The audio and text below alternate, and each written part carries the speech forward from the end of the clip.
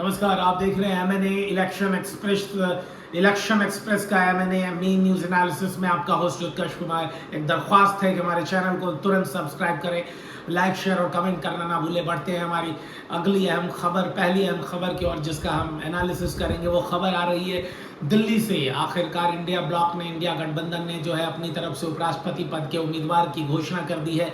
कांग्रेस के राष्ट्रीय अध्यक्ष मल्लिकार्जुन खड़गे ने एक प्रेस कॉन्फ्रेंस में उपराष्ट्रपति पद के उम्मीदवार की घोषणा कर दी और बताया जा रहा है कि सीपी रेड्डी जो रेड्डी हैं वो जो हैं वो सुदर्शन रेड्डी वो उम्मीदवार होंगे इंडिया ब्लॉक की तरफ से उपराष्ट्रपति पद के। और साथ ही साथ ये जीतते हैं तो राज्यसभा के सभापति भी बन जाएंगे। इनका सीधा मुकाबला जो है एनडीए गठबंधन के बीजेपी के सीपी राधाकृष्णन से होना है। सीपी राधाकृष्णन अब तक जो है वो महाराष्ट्र के राज्यपाल के पद पर तैनात थे और अब फिलहाल वो दिल्ली आ चुके हैं। उपराष्ट्रपति पद की नॉमिनेशन नामांकन दाखिल करने की आखिरी तारीख 21 अगस्त रखी गई है और आज 19 अगस्त हो गया है। बस कल और परसों का दिन बाकी है। आज का दिन पूरी तरह से बीत गया है और इंडिया गठबंधन ने अपने कैंडिडेट के नाम की घोषणा की है। संभावना जताई जा रही है कि कल या परसों जो है उपराष्ट्रपति पद के कैंडिडेट अपना नामांकन दाखिल करेंगे और दिल्ली पहुंचेंगे।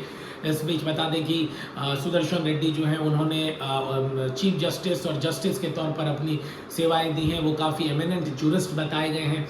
इससे तो इस तरह से मुकाबला काफ़ी बेहद दिलचस्प होने जा रहा है। और कांग्रेस की बात और उपराष्ट्रपति पद की बात कहें तो अभी इससे हम कांग्रेस के ही राहुल गांधी की तरफ रुख कर जाते हैं। रायबरेली से कांग्रेस के सांसद हैं, विपक्ष के नेता हैं लोकसभा में। अब खबर आ रही है कि राहुल गांधी की जो वोटर अधिकार यात्रा है वो पहुंच गई है नवादा। जी हाँ, इससे पहले ये वोटर अधिकार यात्रा गया में थी, उससे पहले औरंगाबाद में थी, उससे पहले सासाराम में थी। सासाराम में जो है राजद सुप्रीमो लालू प्रसाद और कांग्रेस सुप्रीमो मल्लिकार्जुन खड़गे ने जो है झंडा दिखाकर उनकी वोटर अधिकार यात्रा को शुरू किया था।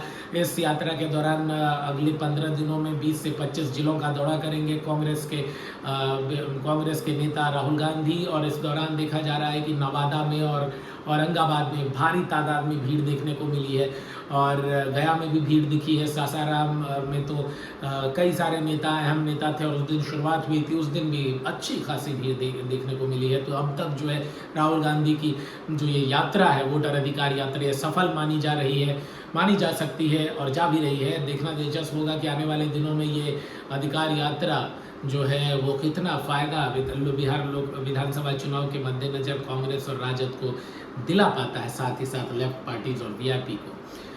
तो ये दो खबरें हमने आपके साथ डिस्कस कर ली। अगली खबर की ओर हम बढ़ते हैं। नमस्कार। दिल्ली, कुल्लू और महाराष्ट्र में बारिश ने जो है सैलाब का मंजर इख्तियार कर लिया है। दिल्ली में यमुना नदी का पानी अब दिल्ली की सड़कों पर आ गया है और निचले इलाके पर जो लोग हैं उन्हें वहां से लिफ्ट करके दूसरे सुरक्षित जगहों पर भेजा जा रहा है। राहत और बचाव कार्य जारी है। इधर बात करें महाराष्ट्र में रेड ऑरेंज सब अलर्ट हो गया है। भारी बारिश से बाढ़ के हालात हैं। सड़कों पर जो है पानी 4 से 6 फुट तक जमा हो गया है। रेल की पटरियां जो है वो डूब चुकी हैं और ऐसा ही कुल्लू में जो है भारी जल प्रवाह से जो है प्रलय का मंजर देखने को मिल रहा है। और इन सब चीज़ों में बचाव और राहत कार्य जारी है। लोगों को अपने घरों से नहीं निकलने की सलाह दी जा रही है जब तक कि अति आवश्यक ना हो और ऊंचे स्थानों पर रहने की भी बात कही जा रही है। एनडीआरएफ की टीम स्थानीय पुलिस और प्रशासन के सहयोग से बचाव कार्य में लगी हुई है। निचले इलाकों के लोगों को ऊपर आने की बात कही जा रही है। और इस बीच अब हम अगली खबर की ओर बढ़ जाते हैं। अंतर्राष्ट्रीय हल्के से आ रही खबर है कि यूएसए के राष्ट्रपति डोनाल्ड ट्रंप की मुलाकात पुतिन से हो गई। डोनाल्ड ट्रंप की मुलाकात यूक्रेन के जेलेंस्की से हो गई। अब इसके बाद डोनाल्ड ट्रंप की मुलाकात जो है वो यूरोपियन यूनियन के कई एक देशों के मुखिया से हो गई।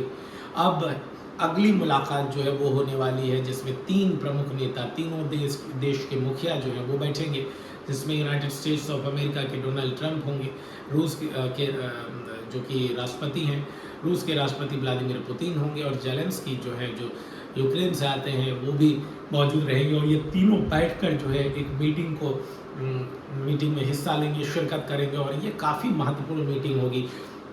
और समझा जा सकता है कि अगले 24 से 48 घंटे में अगर ये मीटिंग होती है तो ये यही मीटिंग निर्णायक होगी और इसी के बाद फैसला ले लिया जाएगा।